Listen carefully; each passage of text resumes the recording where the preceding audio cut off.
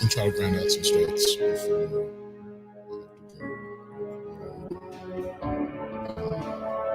Greg is doing a recording for the talented Mr. Brayton, a podcast that I'm trying to help produce, and we're getting there. I don't know, the creative process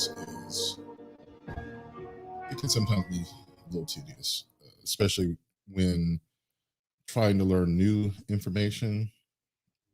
And I am not the most efficient at getting things done when it's time. So I feel like I take more time than is necessary, and it frustrates me, but it does get done. I find the best way in my own time, which isn't always best time. So yeah. Anyway, I am working on my warlock. Also, not being efficient. Like I have a bunch of friends who are in my clan on Destiny, and I'm pretty sure they've already got all their pinnacles and powerful drops for the week. I am nowhere even near that. I'm just trying to, have a good time. Hopefully, I can get some help on some of these drops. Okay, so I just saw like a powerful thing there. Hmm. Oh, there's some sort of bounty system here. Go to the helm.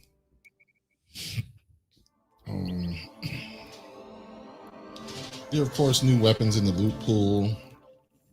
I was checking out because I had a shotgun bounty, and I just finished it. Oh, okay, yeah, there it is. I finished it last night, I guess. And a solar bounty, a melee bounty, and what's that? Finishers. Yeah, so I could do those. I'm still working on the sidearm precision kills because I suck at getting precision hits. And I think I'm really close to getting that triumph done, so I want to do that. I have some stasis aspect bounties to complete. I don't know if I want to try to get all of those done now. Oh, I have a new mod. Okay, so this is one of the reasons I want to grind the shit out of this. All these mods, I love making builds. And they have a whole host of new shit to play around with. Oof. Let me get that.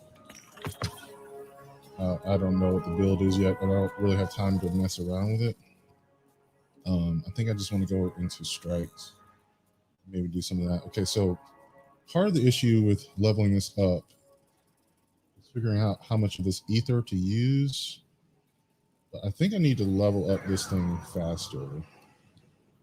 And so I can get to this right here. So I can grab one of those. I just know I want to get those two to increase my capacity for ether. So I'm on my art subclass. Shotgun's probably not going to do. I'm going to quickly find maybe a sniper or a fusion rifle. Actually have a main ingredient in there. While I'm doing that, let me go to the other tower.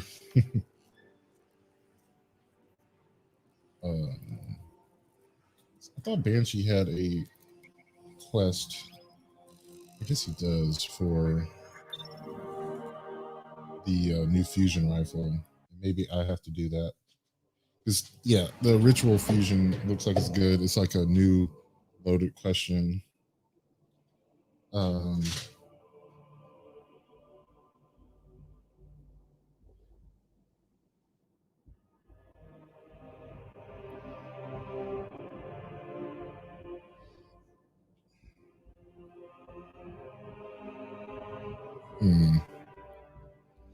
Let's see. So I'm gonna just look.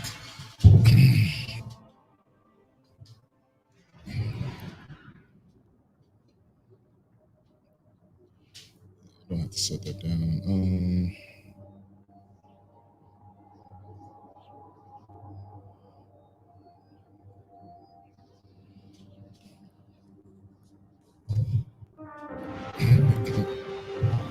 right. Push the microphone away a little bit.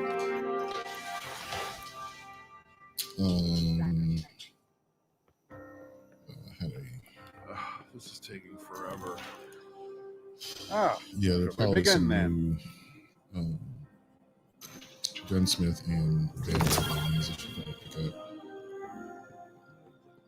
But what do you think?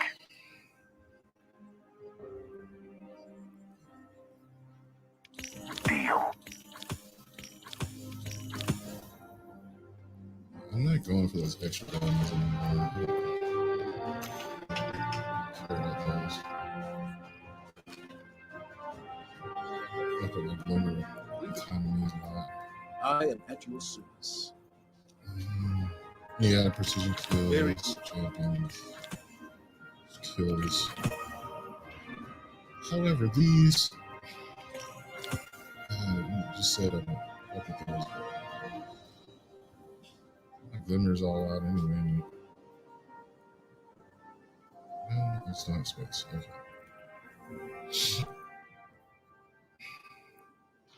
Oh, okay. All right, so check out this quest here. I can maybe make progress on it. Oh, yeah. See, I got a little progress. It says earn points by defeating targets in playlist activities. Okay. Earn bonus progress for defeating things with fusion rifles. Yeah. Disintegrations or solar damage, Crucible Gambit or Strike playlists. Okay, yeah. Additional progress for defeating targets with stasis subclass equipped. Okay. All right. So I guess a lot of people, I've seen this a lot. People have a stasis subclass equipped while using Jotun. That's basically what that means. Jotun fusion rifle kills. All right, let me see what primary weapons I can be using. Yeah, I'll stay on stasis and use Jotun all day. Try to get this new fusion rifle. And I have a choice between submachine gun and sidearm. I'd probably go with the sidearm, I guess. Or whatever I have here. Oh, nope, I got a submachine gun. There we go. And a Jotun. And this rocket.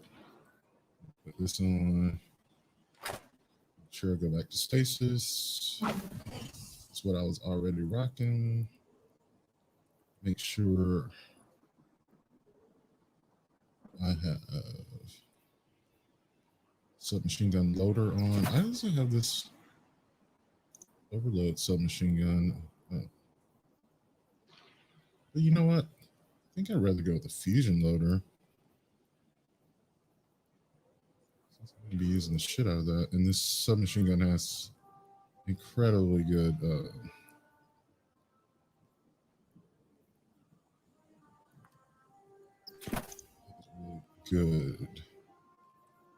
reload speed. And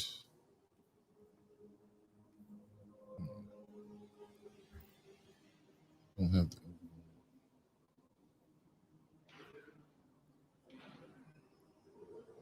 submachine gun. Pretty sure I don't.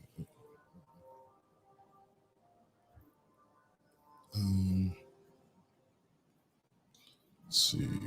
Got double rocket scavenger swift charge. Go back to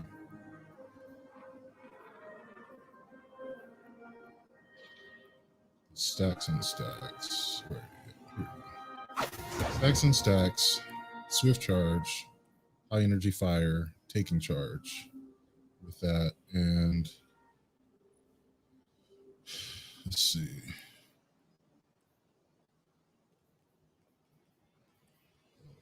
Oh shit! Forgot about that. Ashes to assets. Yeah, I'd rather have that on, and then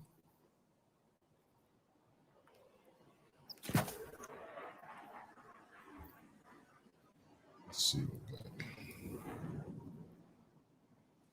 Yeah, so let me just go ahead and get in the strike post. Yeah, I do need to get. Oh, it's stasis singe too. What? Yeah, let's do this. All right, so I'm waiting for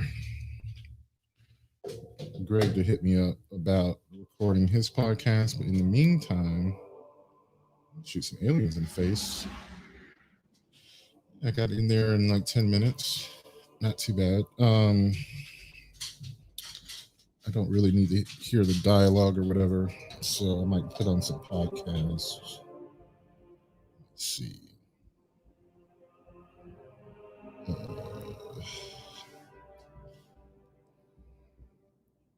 Just check out the news. This message comes from NPR sponsor Woodley. Woodley has been committed to helping small businesses and self-employed workers get approved for their PPP loan and has helped 1 million businesses secure funding. Visit woodley.com.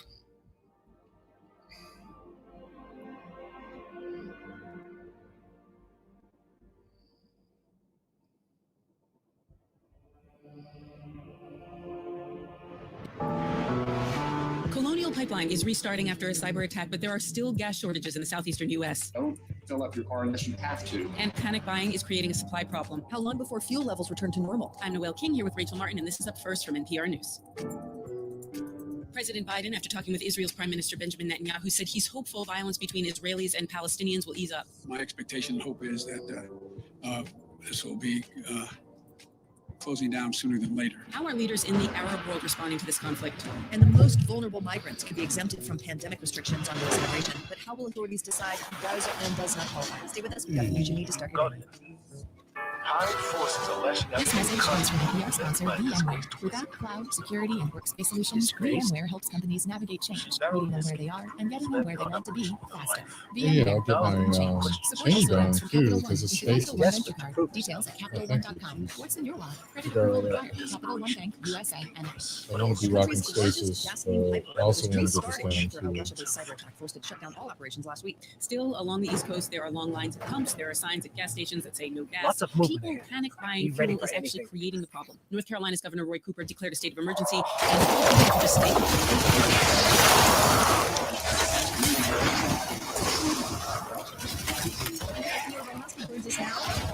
The situation is real tight. So, Colonial Pipeline supplies nearly half of the East Coast fuel supply.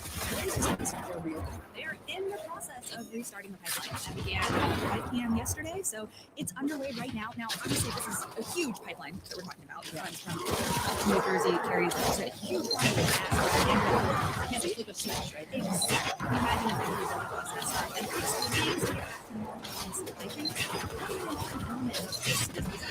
it's not just about restoring supply. They also need to end what's really epidemic. Right. So how do you do that? I mean, we heard in North Carolina having COVID before. It's not fire yet. If there isn't an actual shortage, I mean, is this just another shortage? Well, hopefully the news that the All pipeline upgrading is part of your reopening head. will do a lot to the It's conflict, great, right? so Because if it's showing we will get back to normal on the supply chain. But right now, we're really trapped in a vicious cycle where you've got people who are afraid of potential shortages based on this very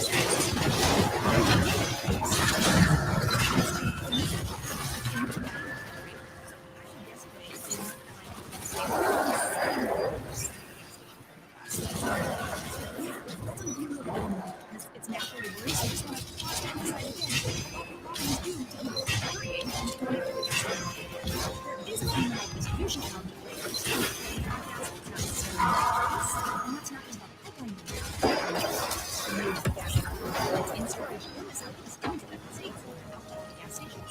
And it's hard to keep up with this virus right now. And there's a trucker shortage right now that's coming to us. So that's why you see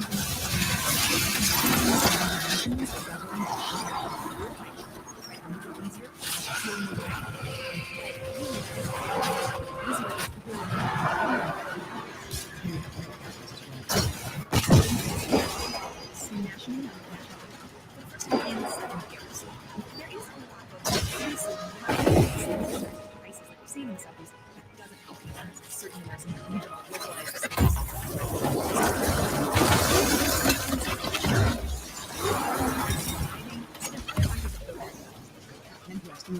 Thank you for that. Thanks.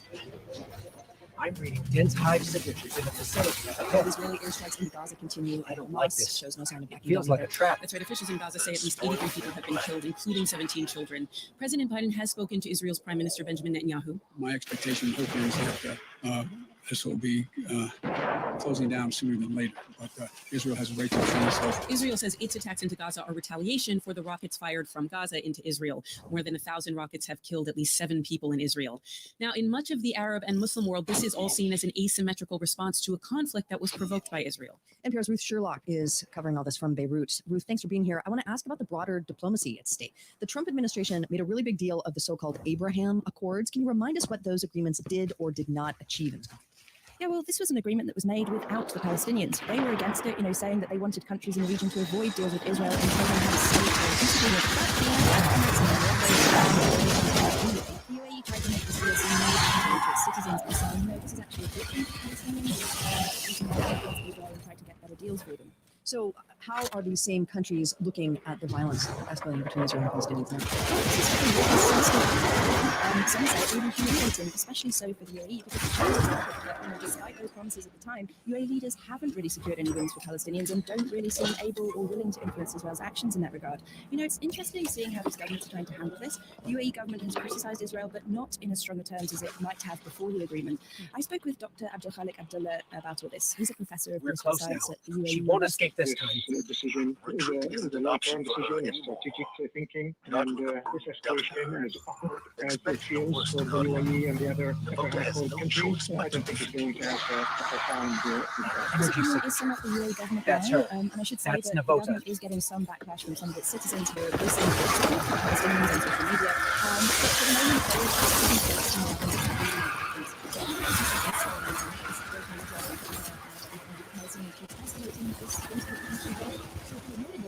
when all this was being negotiated, considering doing so, I mean, how was all this happening? Police charging attacks in Moscow and Jerusalem. There's a strong carriage of structures in the Prince. The Saudis and things haven't told in their relationship with Israel. But around the region, countries are trying to use the situation to sort of Iran, the regional actors are these countries are setting Palestinians.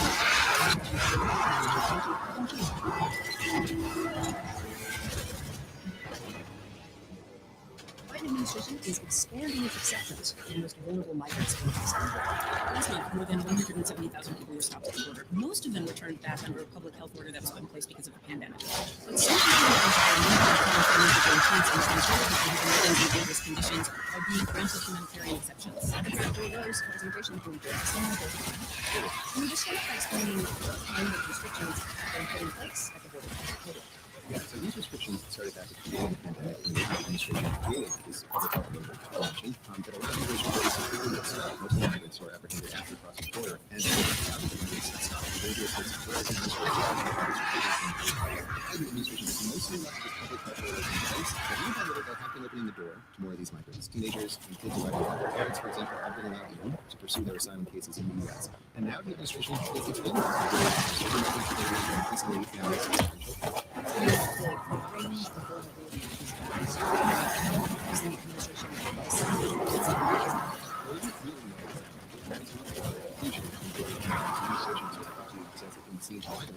What we do know is that the administration is now turning to 8 groups. The idea is that these groups will screen the migrants who are tested for COVID-19 and then ushered into the U.S.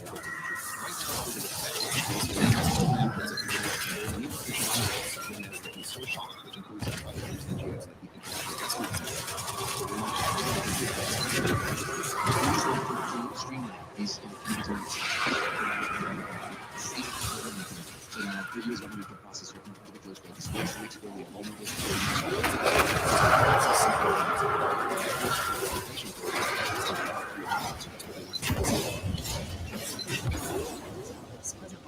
Taking a lot of heat about the situation at the border. What is the message from the White House? administration continues to say the border is not open. Remember so the administration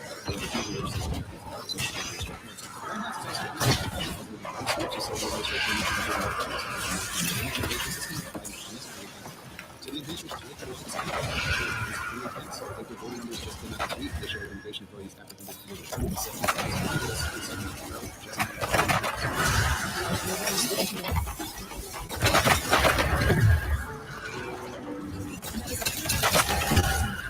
And I'm going to be moving back here again to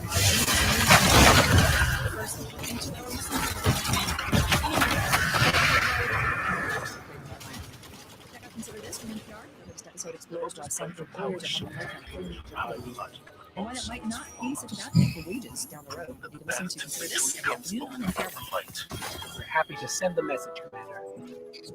Excellent work.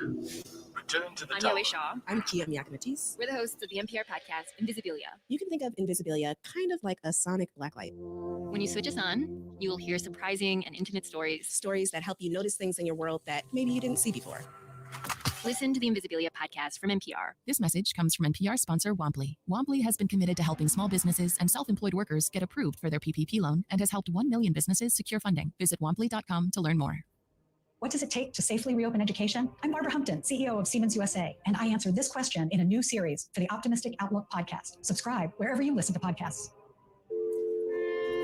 From the newsroom of The Washington Post. Hello, Hayun. Here's Louisa Beck from The Washington Post. Hi, this is Beth Reinhardt of The Washington Post. Lori Artoni over at The Post.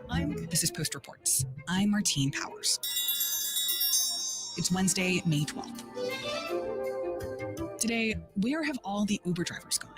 And how the pandemic economy fueled deadly protests in Colombia. As people get vaccinated and as a lot of the pandemic lockdown measures are being eased, people are going back to Uber and Lyft, particularly in major city centers, in numbers that haven't been seen for months. But there aren't enough drivers out there to meet that demand. So basically, those drivers who quit in the face of the pandemic have not yet come back to the apps. Fez Siddiqui is a tech reporter for The Post based in San Francisco. He spoke to producer Sabby Robinson about the shortage of drivers for Uber and Lyft and what that could mean for the future of rideshare apps. So how did you come across this story? Like, what made you first aware of this driver shortage problem? The Uber and Lyft CEOs and their senior management alluded to this problem on their corporate earnings calls this week. One of our top priorities is to rebuild the driver base. Our research shows that drivers who left the platform last year primarily did so for two reasons: concerns about safety and concerns about there being enough rider demand. Uber also introduced a program where they were offering incentives. Uber acknowledges more drivers are needed and have launched a temporary $250 million stimulus boost to entice more drivers. With the boost, Metro Detroit drivers working at least 20 hours a week stand to make around $30 an hour. And that was a big hint that they were having a real problem. It has been rare in the history of these relatively new companies for them to struggle to attract drivers in the first place. And passenger demand, we knew, had sagged, but we sort of thought that Uber and Lyft were these lifelines for people who had either lost jobs or been furloughed or were otherwise struggling to find work during the pandemic. But the fact that Uber had to launch this massive program to try to attract drivers was a sure sign that something was wrong. Have you come across this problem while taking a Lyft or Uber ride recently where, the fare is high or you're not able to get a driver? Yeah, the way you'll notice it is if you're trying to hail an Uber and you live in a big city, whether you live in DC or I live in San Francisco, you'll get onto the app and, a driver who might normally show up in 2-3 minutes, it says that driver is 8 minutes away, or it says that driver is 12 minutes away. If I need a ride in 20 minutes, I need them to be there. Lately, that hasn't been the case. It's been a lot of cancellations, a lot of no-shows. It primarily takes about 30-something minutes sometimes for you get a response, and then sometimes you don't. And it's sort of abnormal. It's a little bit jarring if you're used to the experience on the app when you see the actual fare. And it sort of just flies in the face of Uber's traditional model, which is have as many drivers as possible, as close as possible, so that you can make the trip as convenient as possible. Is this driver shortage something that is mostly being seen in big cities, or is it affecting rural areas as well? So Uber and Lyft's presences aren't huge in rural areas, but they definitely are big and getting bigger in the suburbs. So as you get into areas outside of city centers, the way you'll see this manifest is there's going to be a lower density of available drivers. And so that wait, particularly in the suburbs, that might have been 5-10 minutes might now be 15 or 20 minutes. And that fare that might have been $10-15 might be $20 or $30. So it's just having ripple effects across the network. And what are you hearing from drivers about why they're deciding not to drive for Uber and Lyft anymore? So there are a few factors at play. First, when we first went into lockdown, there was a big fear over services like Uber and Lyft because we didn't know necessarily all the facts about how COVID spread. We didn't know what the risk was of picking up passengers and, transporting them in your car. And so drivers in large numbers stopped working for Uber and Lyft. And COVID fears were a big one. There was also the fact that passenger demand dried up seemingly overnight, where there were trips available throughout the day and it was lucrative to drive for these services. That was no longer the case. And so that drove a lot of folks away. But I think it's worth mentioning that people always say, like, if you can't find any drivers, why don't you just pay them more money? And that's a really common sentiment. I mean, from the driver perspective, Uber basically exhausted a lot of goodwill by the way it treated drivers. Prior to this supply shortage, drivers had seen what they regarded as years of dwindling earnings. They felt like where they had previously been making, let's say, more than $1,000 a week doing a reasonable amount of driving, they were only making hundreds, and they saw a lot of their bonus, incentives disappear. They felt like they were doing longer hours for less money. And for a certain subset of drivers who did a plurality of the driving, at least, these are folks who are driving 30, 40 hours a week, who are treating this like a full-time job, but they aren't entitled to a minimum wage. They aren't entitled to unemployment, sick pay, vacation, healthcare. So a lot of the benefits that might be traditionally associated with the full-time job that they were doing just weren't there for them. So there was definitely frustration over this feeling of not being able to get ahead despite doing as much or more work than before. So why should they go back to the app in its time of need? Uber, for its part, and Lyft too, say that the fares are higher than they've been in years. That because of the way the supply is dried up, the surges, passengers are used to surge pricing. Those surges are way up. So drivers serving areas where there are very few of them available to pick up passengers can make more money than they're used to making. That's the argument the companies are making, but drivers feel like that won't last. Well, last year it almost seemed as if some of these issues were going to go away for drivers in California, right? But that ended up not happening. Yeah. So Prop 22 was a ballot measure in the state of California that was backed by ride-hailing and food delivery apps who poured hundreds of millions of dollars, at least $200 million, into trying to supersede a state law that had passed granting Uber and Lyft drivers employment. So under the original legislation, Assembly Bill 5, Uber and Lyft drivers would have been granted full employment, giving them a minimum wage, giving them health care, giving them benefits such as sick leave, vacation days, unemployment, and everything associated with being an employee. The companies argued that that cut into the core of their business models, and it took away the independence that they said was key to running their businesses. So they stood up a ballot measure called Prop 22, aiming to put it to the voters, and arguing that drivers, in fact, wanted to be employed. Prop 22 would have cemented their status, gig workers' status as independent contractors, while providing limited benefits, an earnings guarantee, a healthcare subsidy, and other benefits that were not necessarily what they might find in employment, but were, you might say, a watered-down version of it. It passed overwhelmingly at the ballot box in November. Do you think this decision to pass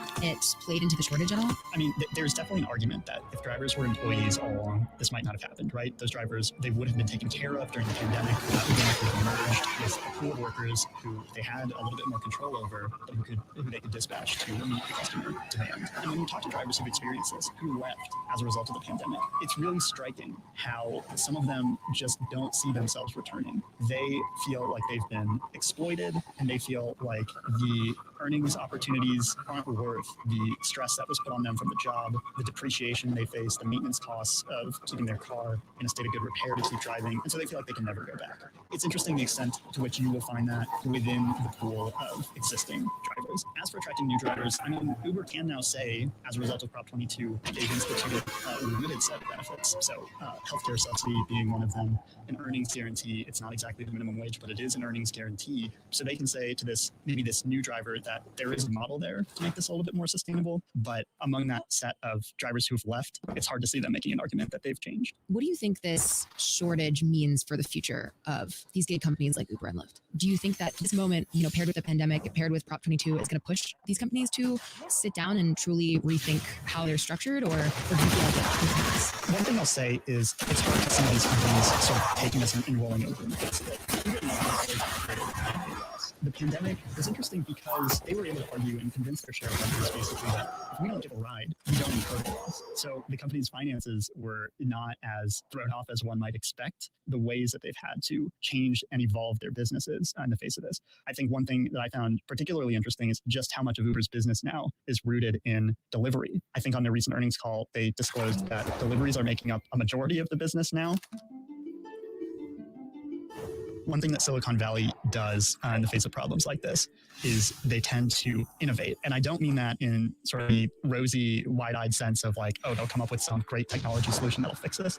No, they'll adjust the app, or they will find a new way to get drivers into this system.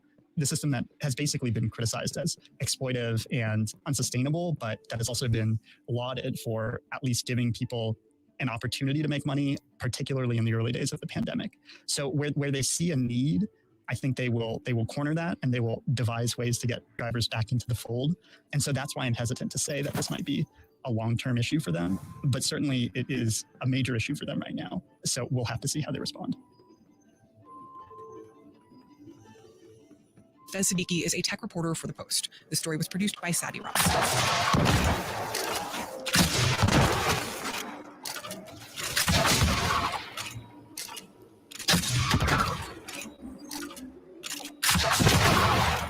Across America, more students are returning to school, and it's exciting. It shows us we're making real progress, reopening the country. But students, parents, and teachers still have questions about safety. In a new series on our podcast, we answer those questions. We detail the technology and possible to return to classrooms with confidence. This is Barbara Hampton, CEO of Siemens USA, and I hope you subscribe to the Optimistic Outlook wherever you listen to podcasts.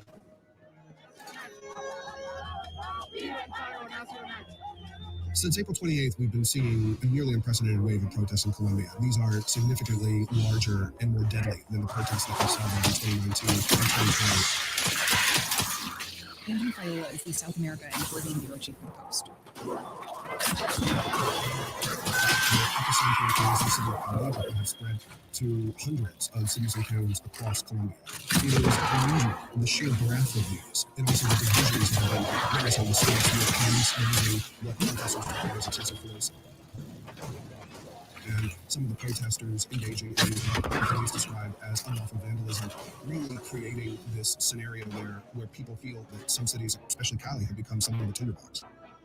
How many fatalities have there been in these protests up until this point? At the moment, the Ombudsman's office in Colombia has received information of 42 deaths so far. The Attorney General hasn't confirmed all of those deaths. Some of the human rights groups have placed the number of deaths as high as 47, so there is some dispute over those numbers. But what we do know is that dozens have died in these protests. And we also know that, at least 10 or more have also died at the hands of police officers who have been accused of using excessive force, including opening and using rounds of live fire.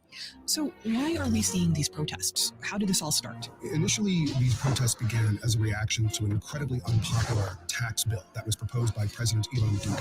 What that did is it touched a nerve in Colombian society after a year in which the pandemic has worsened inequality and worsened poverty. People felt that Duque's plan fell heavily on the middle class, and some people consider themselves to be of quite low means. At the same time, they felt that it protected his wealthy constituents and the conservative voting. The result was widespread anger, particularly among unions, but also among groups that represent people of color. Afro-Colombians as well as indigenous leaders turned out against this tax bill. And essentially what you saw were building protests that began over the tax bill, but in fact have now morphed into basically an expression of deep grievances over the inequality and poverty that exists in Colombia today. It is one of the world's most unequal nations. Now, back in 2019, we had seen protests against the Duque government, essentially from some of the same people that are protesting now. But what we're witnessing is that the pandemic has deepened the problems that were pre-existing in Colombia. Tell me more about that, because I think we have seen in a lot of different places this relationship play out in different ways of how the pandemic affects the economy, affects income inequality. How is that working in Colombia? Absolutely. I mean, it's one of the few countries in the world where we already have some hard data that show us that poverty has increased during the pandemic, as much as 5.8% higher or worse than it was at the beginning of the pandemic. What we can also say is that a lot of that is falling on the urban poor and the urban middle classes who are falling back into poverty. Essentially, what you're seeing are people who, during the last 15 years or so, have managed to claw their way up the social ladder, have fallen far down again. This is due to a lack of jobs, lockdowns, as well as, the general global slowdown impacted Colombia. And as a result of the recession that happened last year, many people lost their jobs and many people remain without jobs. Particularly affected were people in the informal economy, people that do not have formal work contracts. These are maids, construction workers, you name it. As the economy stopped, a lot of these people simply stopped having incomes. Now, there was some kind of government relief there, but many feel it was not enough. And they're deeply deeply, deeply angry that the government would have proposed a tax that fell on the middle class and also, reached the lower middle class when protecting the wealthy who mostly did better in the pandemic than everyone else. And what about this tax law? Is it still going to happen? No, in fact, they've rescinded the tax law. I think that happened, more than a week ago, and yet the protests were not quelled. And it's largely because the protests, as I said, were not real. I mean, yes, they were about the tax bill, but at the same time, they're about these deeper grievances that remain in Colombian society and are getting worse. You mentioned that there are concerns that some of these fatalities among protesters are because of an excessive use of force by the police. Can you tell me more about what people are seeing in terms of how police have responded to the protests? There have been a rash of videos that have been shared on social media that have captured some of the incidents. You're seeing, videos emerge where police have thrown gas canisters into buses that are loaded with protesters. These are things that have not played well around the world. We have seen a dramatic international condemnation of what's been going on in Colombia from the United Nations, from the Europeans, and in fact from some American politicians as well on the Hill. And essentially, I think this is one reason why, at least in a couple of the cases where the videos have been the most clear, you have seen the government respond by actually arresting 2 police officers, which is an incredibly rare thing in Colombia. And how have the police been defending their actions? They have been saying that they are up against groups of infiltrators and violent demonstrators, some of whom have come from the ranks of leftist guerrilla movements, from drug cartels. Human rights groups in particular have said that runs the risk of police in some ways painting the protesters with a broad brush, and in some ways offering an excuse for them to use excessive force and even lethal force because of this portrayal of protesters as somebody with armed groups. I think the issue that human rights groups and others are trying to flag is that there's been very limited evidence produced by the government to suggest that that's actually true. It is true, without question, that property has been destroyed, including, some of the transit system in Bogota. Police stations have been attacked. There's no question that they are facing a level of aggression. But, for the most part, observers have said that the vast majority of the protesters have been protesting peacefully. And then for the government, if there is this global outcry that has started in reaction to what people have seen in Colombia, how is the Colombian government responding or framing this to their complaints? Well, they have a bunch of dialogue. The first talks took place this week. There was no form of agreement. There's also some concern that they're not meeting with enough of participants, but at least they have started some form of negotiations, and we'll have to see where it goes from there. There are more strikes that have been called, and I also think that the Colombian government has been seeking to get across that it is trying to deal and control demonstrations that they feel have been infiltrated. I don't know that that argument has necessarily bought them purchase with some of those groups, and some of those politicians and leaders that have been condemning the Colombians for what they've been doing, but nevertheless, they are making their argument. As you mentioned, the economic pressures that people are facing in Colombia are very similar to what a lot of people are facing around the world, and especially in America. Is there a concern that the protests and demonstrations and violence in some ways that we're seeing in Colombia could spread further to other American countries? I think that's absolutely true. One of the things that we're seeing in Colombia is that countries, especially low-income countries and low-income countries, have had to overspend and invest in budgets to cover the cost of the pandemic and to absorb the economic shock that has come from economies deadening around the world for almost a year. And as a result of those holes, they are seeking to plug them, sometimes with unpopular measures. But I think there is concern that as more and more countries face this dilemma of how do you pay for the pandemic, they are going to be facing some similar social questions and similar social unrest that we are seeing in Colombia.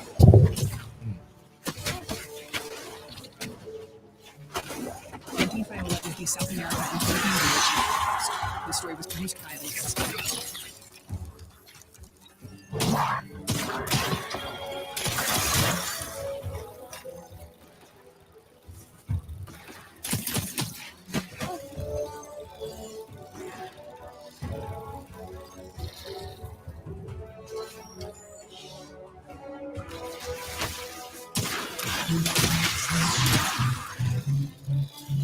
That's it for Post Reports. Thanks for listening. Today's show was mixed by Rennie Swarnowski. You can learn more about the stories in today's show at postreports.com and join the conversation online using the hashtag PostReports. I'm Martine Powers. We'll be back tomorrow with more stories from the Washington Post.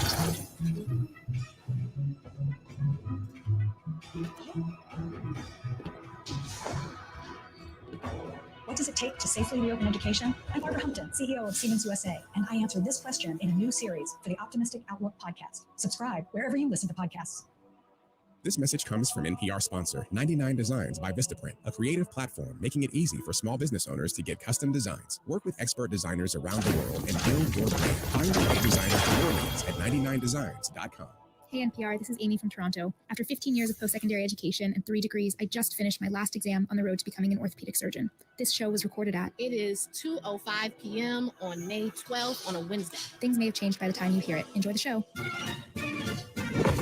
Wow, congratulations. That has got to feel good. That has to feel really good. And hopefully she'll help a lot of people and make a lot of money. Hey there, it's the NPR Politics Podcast. I'm Aisha Roscoe. I cover the White House. I'm Susan Davis. I cover Congress. And I'm Ron Elving, editor-correspondent.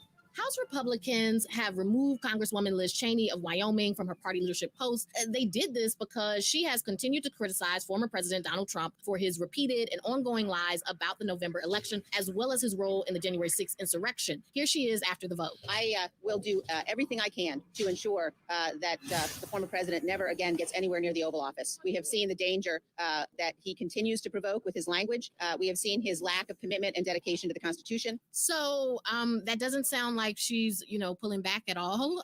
It sounds like she's sticking to, her position. Sue, there are a lot of fights in Congress. This one has been a bit of a soap opera. There was a vote, I'm sure people remember, to oust Cheney from leadership a few months ago, but she had enough support at that time to stay in her role. What changed between then and now? Yeah, I mean, January 6th was really a breaking point for Cheney when you look back at the timeline of events. She clearly blames Donald Trump for what happened on January 6th, for fomenting what she called the insurrection in the Capitol. She was one of 10 House Republicans to vote for impeachment. That was the vote that forced a vote back in February by some conservatives who wanted to throw her out just for that. She beat that back by a 2-1 margin on a secret ballot. But since then, she just hasn't let up. And every time Donald Trump pops up to say something about the election, to falsely claim that it was unfair or fraudulent, or Joe Biden isn't the duly elected president, she's been a really forceful and vocal person pushing back on that. And it really has put her out of step with the vast majority of House Republicans who see this job of conference chair, is really about message. It's about communicating what the majority of House Republicans think. It's about media strategy. And she just was not at all reflecting where House Republicans were when it comes to the issue of Donald Trump. So with relatively little fanfare this morning, they just brought up a resolution and by voice vote agreed to remove her as conference chair. She persisted. She would not be silenced. Yeah. She kept bringing it up. And this was something that Republicans really don't want. They don't want to go back to January 6th and talk about that anymore. They don't want to talk even about the election anymore. They want to move on to 2022. But Ron, what does this say about the Republican Party that saying something that seemingly Mitch McConnell agrees with and has said similar things, and Kevin McCarthy, it doesn't seem like they necessarily disagree with what she's saying or saying that what she's saying is not true, but they kicked her out of leadership. It's a difference of strategy between how to deal with Donald Trump and put him in the rearview mirror as much as possible. And Liz Cheney thinks the way to do it is to have a clean break and say that the role she supported him while he was president on January 6th, he lost her, and she wants to confront that and let the party cleanse itself. Whereas the elected leadership, as you say, has tried to downplay it, soft pedal it, clean it down, bring it up. Just let it be. I think that's a really good point, Ron, when you say that she wants the party to cleanse itself from Trump. But I think that what this confrontation shows is that she itself is not, right? That's the confrontation. She's out there today saying she wants to be a leader to sort of return the Republican Party to what she sees as its Reagan-era roots. And I don't think that era exists anymore. What Trump has done to the Republican Party, we're going to be debating for quite some time. He might even run again in 2024. But that old era, that sort of Reagan, Bush, Cheney era of Republican conservatism seems over. This isn't a 50-50 civil war going on. This is like a 95-5 with a couple of angry voices trying to push back against the overwhelming tide of where Republicans want to take the party. And that is a party that very much continues to embrace Donald Trump as a personality and as a force of politics. And really as a leader, right? Like Trump, while they may not want to, while McCarthy may not want to talk about the election, the person who keeps talking about the election, and it was interesting, Kevin McCarthy said today, he was at the White House for another meeting, and he talked to the reporters afterwards, and he said this. First of all, the conference will decide, but I don't think anybody is questioning the legitimacy of the presidential election. I think that is all over with. We're sitting here with the president today. So from that point of view, I don't think that's a problem. But the person who is questioning and continues to question the election is Donald Trump. And he says, that it's a big lie and that he won. And he is the one that continues to do that. And, he's put out statements today about what happened with Cheney, insulting her, calling her names, saying she's a bitter, horrible human being. But if it is the Trump party, Trump is not trying to move on from the election.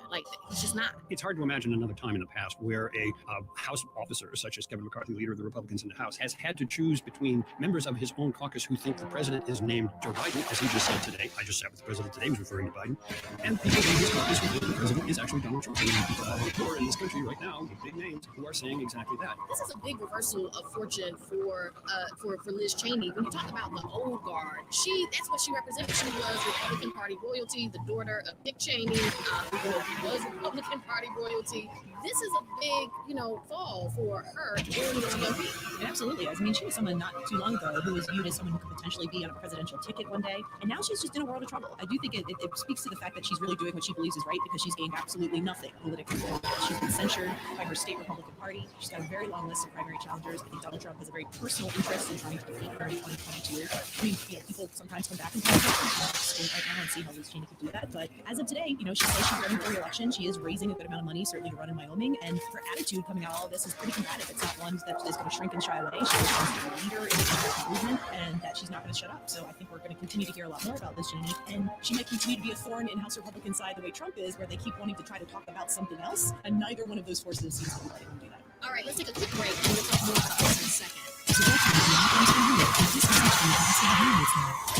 Listeners, it's me, Samira Wiley, from the Hulu original series, The Handmaid's Tale. The cultural phenomenon picks up where we left off. But this season, June finally breaks free. Tune in to watch her face the consequences. Season 4 of The Handmaid's Tale is now streaming. New episodes Wednesdays, only on Hulu. Today, it seems like everybody's got a bone to pick with the news. So what happens when somebody stops talking smack and just decides to wage all-out war? First thing you do is you eliminate the communications of the internet. And what happens if they win? Visit Stockton, California for a story about a revolt against the mainstream media that's shaken up the city. From NPR's Invisibilia. And we're back. Ron, we were talking about earlier how it's hard to remember another time in recent political history that matches up to this. This is not what people generally are pushed out of leadership for. It's not even really a scandal. But it is, Liz Cheney is, as you said, she is an anti-Trump person in a Trump party. And Trump is a one-term president who failed to win re-election.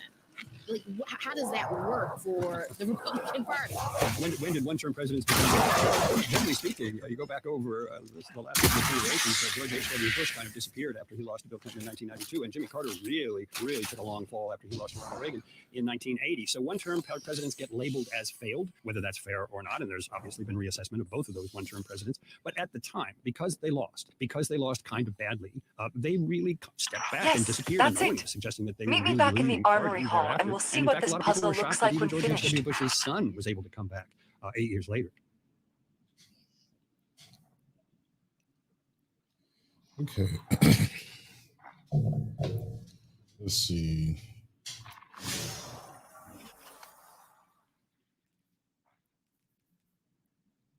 Precision kills. Where's the shotgun? Oh, that's not.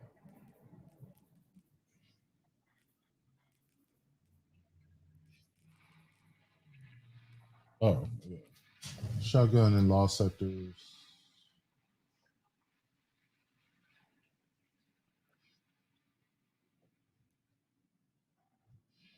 Let's see. Using shotguns to defeat combatants at close range in Europa law sectors. Eesh. I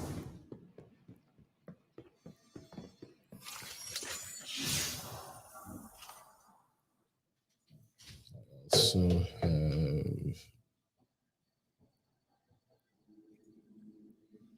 this one. Seems like the most. I need to do this. Yeah.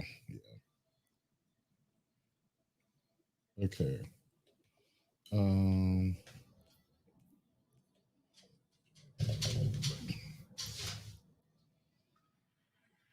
Melee, striker.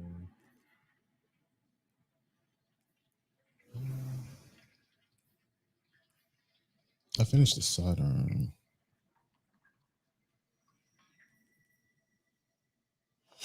That's always a solid.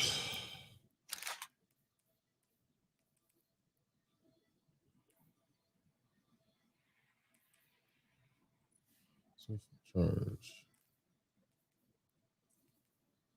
I have like a quick charge. It costs the same, doesn't it?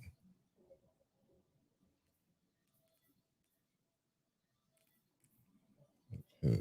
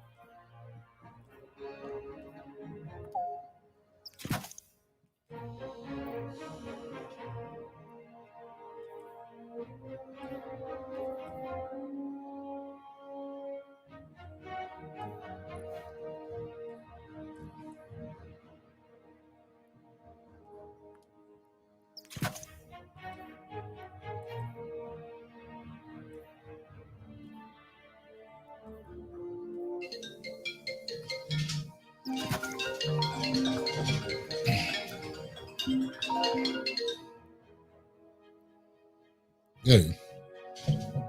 Hey, Mo, I'm ready. I'll be calling you in a second. Okay. Which software did you want to use? You want to do Riverside or do you want to do StreamYard? Or What do you think is better to record? Can we switch it over to StreamYard after we finish? well, StreamYard is just it doesn't record locally. That's the reason we did Riverside. So Riverside records locally on each person's computer, or which also requires them to use a computer. Whereas StreamYard. Okay, well, let's use StreamYard.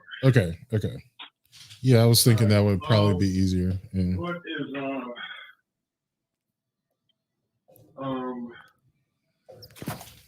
you want the first? Can we revisit Tasha's visit on Saturday? Yeah. All right, and then maybe we'll get about 20 or 30 minutes of discussion with that. Okay. And then we'll, a trans woman was killed in Atlanta last night. Oh, geez. Yeah. Well, yesterday. Yeah. And, Yeah. I want to, get a little bit of conversation with that. Okay. It should be, and we should be, you and I can probably fill the rest with those two are waiting. Jeff just texted me. Okay. So. And Jeremy just texted me, so let me hit them back. Okay. So we'll be ready in about 15 minutes. Okay. Sounds good. Okay. All right. Bye.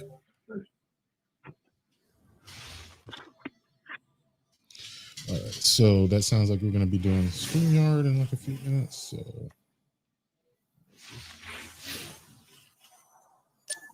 it shows all your bounties. Jeez.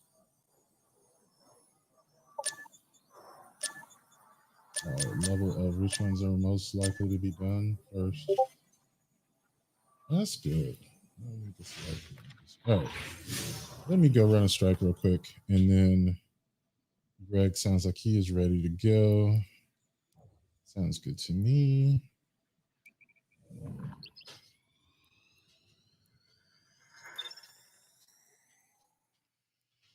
Hey, all right. Can be working on this fusion rifle. I probably should have just kept doing strikes because I would have completed this whole thing. Where's my stasis aspect? You know, I got a new stasis fragment. Yeah, I gotta go through and kill some champions. Call Nate, get him to help me with that. Be a champion slayer. But yeah, I got some good gaming in this morning. Like it's gonna be more than an hour. That's more than I expected to be able to get in. I finished my precision final blows on the sidearm, so now I just got to do crucible.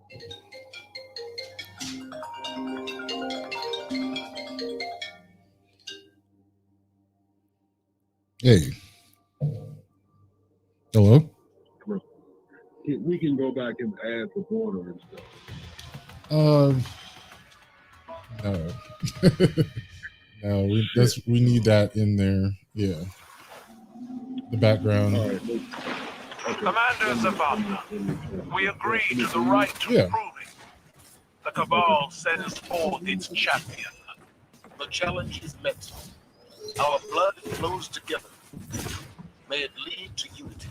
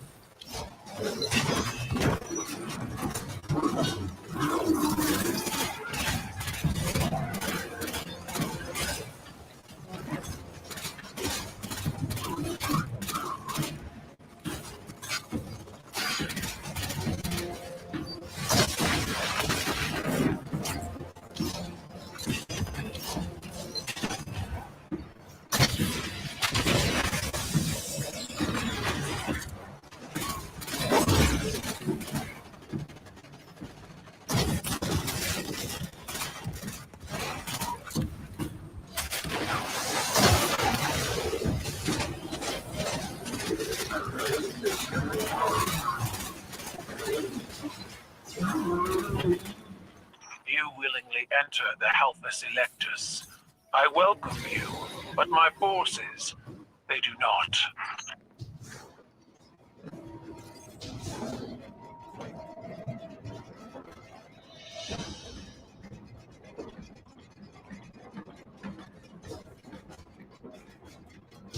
My tank is restless. Do what you came for. Fight well or die quickly.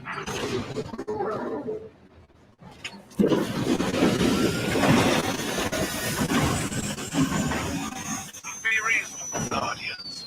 While there is shame in surrender, I am merciful.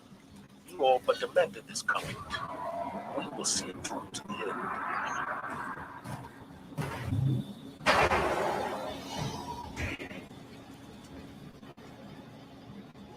How many more Cabal stand between my champion and yours? All swore their lives to their empress. They can use them as they wish.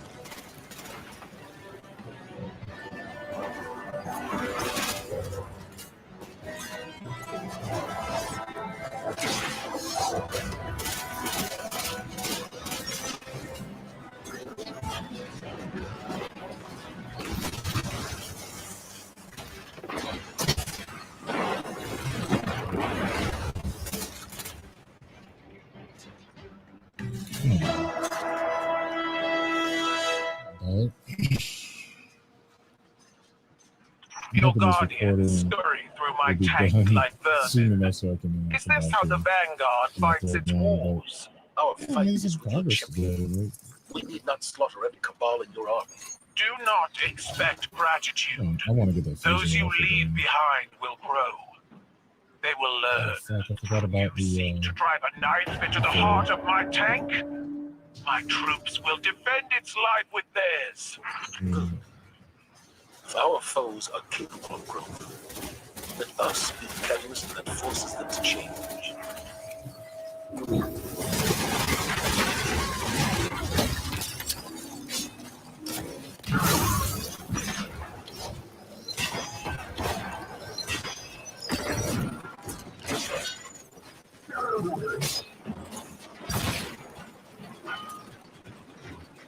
So.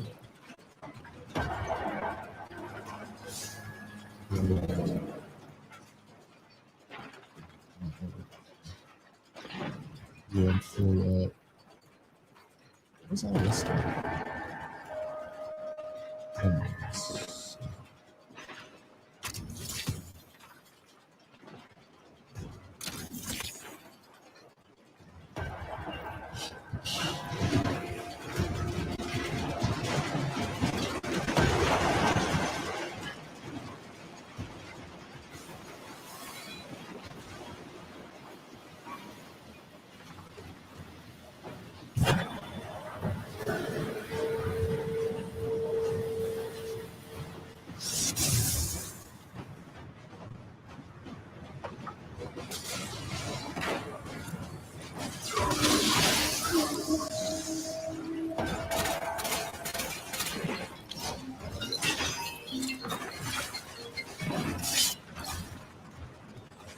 Hey. Hey.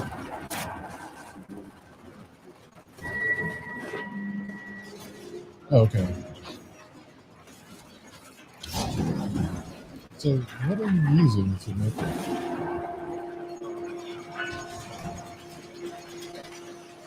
Oh.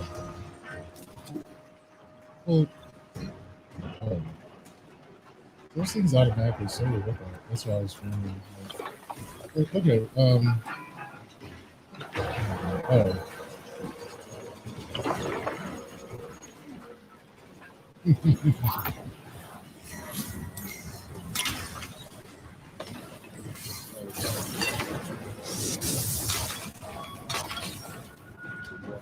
Okay.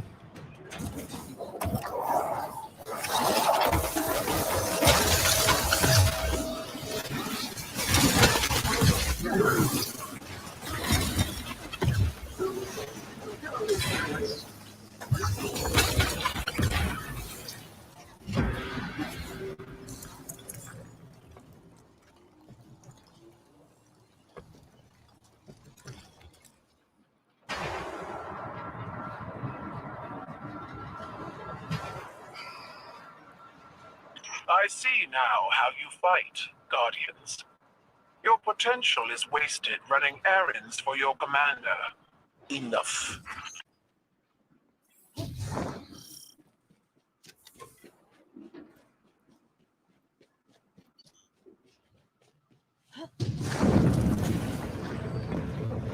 Hold strong, Guardians. One final victory is all I ask.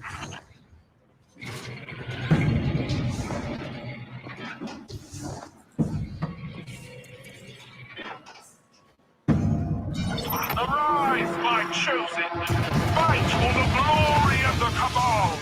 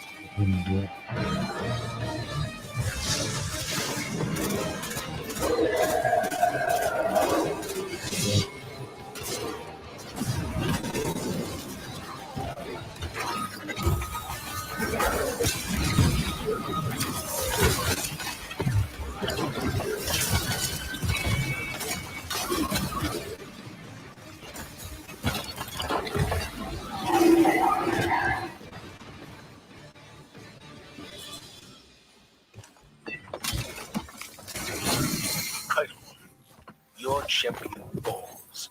I pride myself on seeing the strength in others, and yours can no longer be denied. When can we discuss this treaty of yours? As soon as I debrief the strike team, Empress. I hope the blood spilled here today will be the last.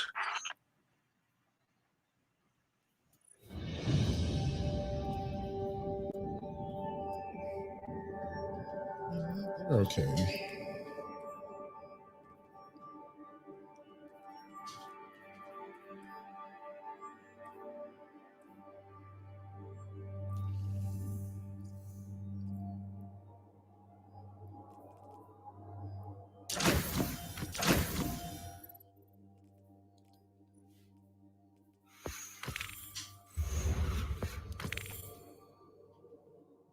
Yeah, I should probably go back to the helm. Oh, come on.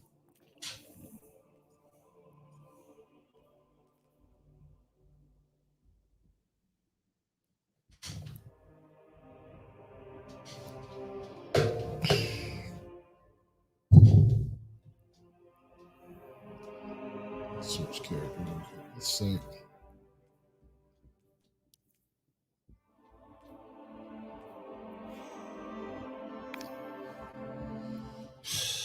All right.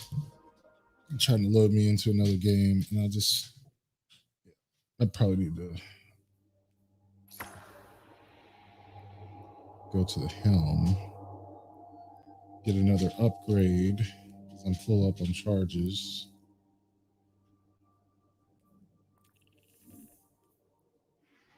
Get to the next row. I really don't care about which upgrade.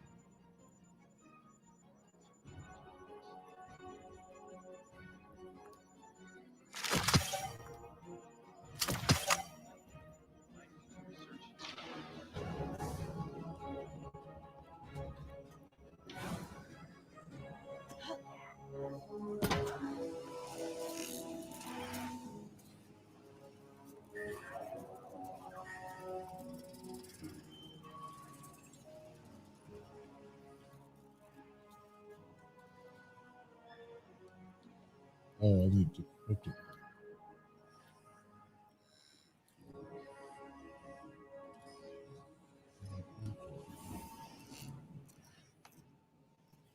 Okay. Well.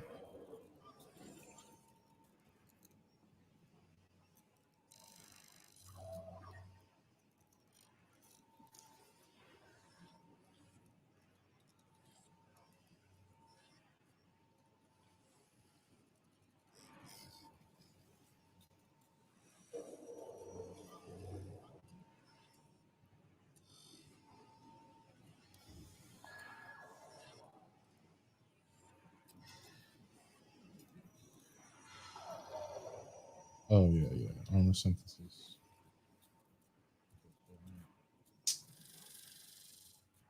I guess I'll just run another strike.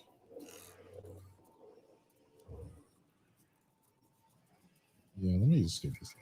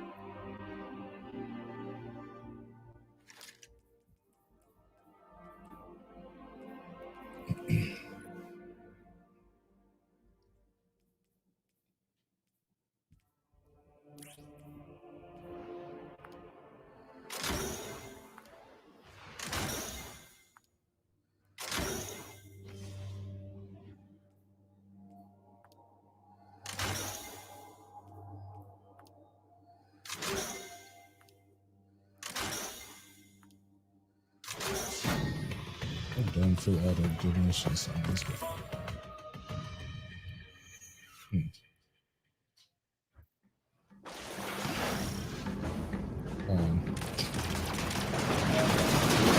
My war machine purrs. She hungers for battle. Have you the same appetite?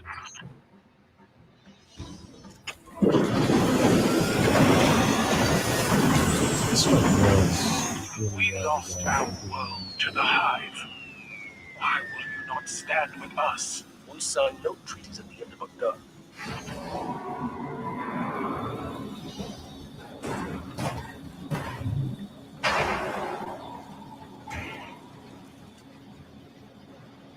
Sit down, you champion kite.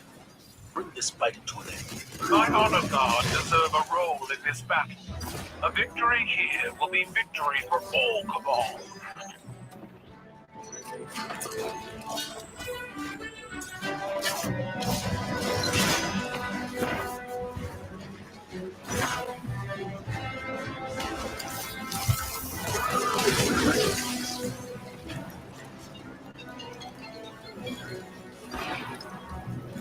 Hey, what's going on?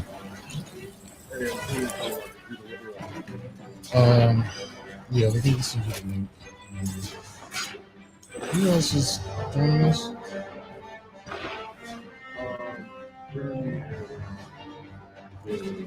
Jeff? Okay. No, I'll just do it just like we do the regular thing. Alright, give me a second. Yeah, I'll just you use a generic background. I realize like actually there is things I can do. I could put a green background in the back, and then we could replace the green with whatever with. Right. Yeah, you can do that. Just have to make sure there's no green in your shot. Okay. Because then the background.